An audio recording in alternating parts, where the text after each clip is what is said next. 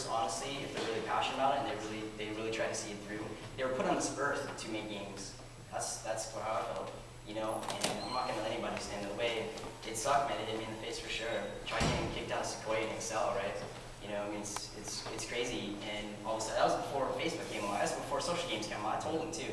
I was like, you wait, dude. Everyone in the world's gonna do games, and it's gonna blow your mind. And it's not. I was on a panel at TechCrunch 50, right? And I had Sean Parker sitting there. And Sean Parker's like, David, you're gonna remove the magic of making video games. It's like, there's no magic to this, man. There's, you know, you can make a good game. Do you know what people want? It's demographic. You know what they want. So, anyways, that's my horror story, I guess. I decided to get rid of it. That's why I mentor at Yetizen.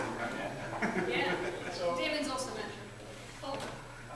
So my horror story, I mean, they're innumerable. The worst one.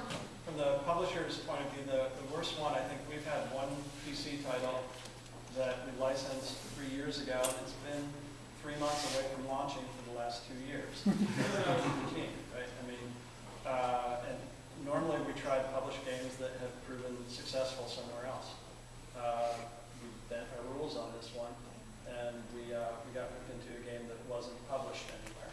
And it's still not published anywhere. It's tried. It's been in alphas. It's been in betas. It's been pulled back. It's being redesigned. And, you know, I mean, I expect it to be three months away from launch for the next couple of years. Thank God it's not my business unit. Not a problem, but it's painful to watch. I offer a service to publishers to help them solve that problem. Sweet.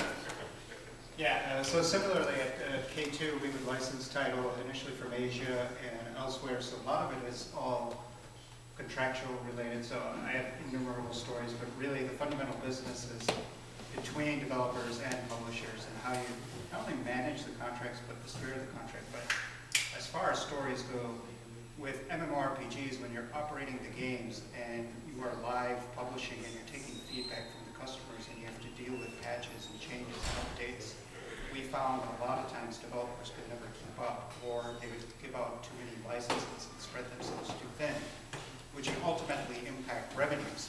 So from a publishing point of view, if the developer is willing to support the publisher through the life cycle, because we would give the revenue share, and some of the horror stories would be we'd feedback all these ideas, and the developer would feed them into their new content, and then license it out to someone else, or try to do it themselves. So they use us as a springboard to get into other markets. So in a nutshell, what I'm trying to say is, like, in the developer and publisher ecosystem, I think there's been a lot of bad experiences, but even if you follow the contract to the letter of law, a lot of places internationally, it's more about the spirit of the relationship. So I've found many instances where if, just in his case, we've been many situations where it's going to ship, it's going to ship, it's going to ship, and it never ships. Or the developer promised X, Y, Z when you pay $1 million up front as a publisher, and they don't deliver. So there are all these other issues that come about, and then ultimately what happens is, what I found is, when you don't make too much money, there's lawsuits. When you make too much money, people get greedy. And when it's in between, it's okay. So the key takeaway is, if you are a developer and you're going to license out, make sure you try to think from the publisher's point of view. I'm not talking about the very big publishers, but publishers like us, K2, or RIA, where we're in the medium space. We try to think of it from a more realistic perspective.